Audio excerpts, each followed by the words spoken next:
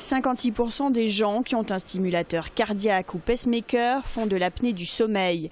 Partant de ce constat, un des 5 fabricants mondiaux de pacemakers a décidé d'innover en rajoutant aux fonctions initiales de l'appareil un système permettant de dépister l'apnée du sommeil via une technologie du rythme respiratoire. Ces sondes vont être positionnées à un endroit précis dans la cavité et vont être fixées à cette cavité par une petite vis que l'on peut voir au bout de cette sonde qui va aller se visser dans le muscle cardiaque lui-même.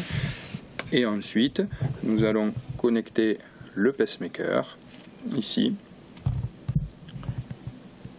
comme ceci, et ensuite positionner le pacemaker dans l'espace sous-cutané, juste en dessous de la clavicule. Cet appareil va mesurer l'amplitude des mouvements respiratoires et la fréquence respiratoire du patient et va pouvoir détecter donc des épisodes soit d'arrêt respiratoire que l'on appelle des apnées, soit de diminution de l'amplitude de la respiration qu'on appelle des hypopnées avec une définition bien précise.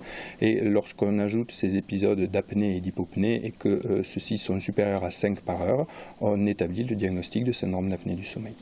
Un outil supplémentaire pour ce cardiologue qui déplore aujourd'hui que seuls 15% des personnes touchées par l'apnée du sommeil, 4 à 5 millions de Français, ne soient diagnostiquées par les moyens classiques. La symptomatologie n'est pas très riche pour l'apnée du sommeil, elle est quelquefois un petit peu trompeuse. Donc ça permet, encore une fois, c'est une population, les porteurs de stimulateurs cardiaques ont vraiment une prévalence plus grande d'apnée du sommeil que la population générale. Donc dans cette population-là, ça permet d'arriver plus tôt et quelquefois chez des gens qui ne se disent pas symptomatiques au diagnostic et à ce moment-là de pouvoir les traiter pour améliorer leur pronostic.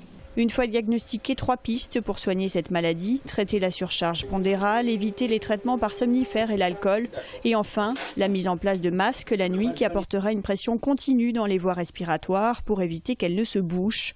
Pas soignée, cette maladie multiplie par 3 les risques d'infarctus du myocarde ou d'accident vasculaire cérébral.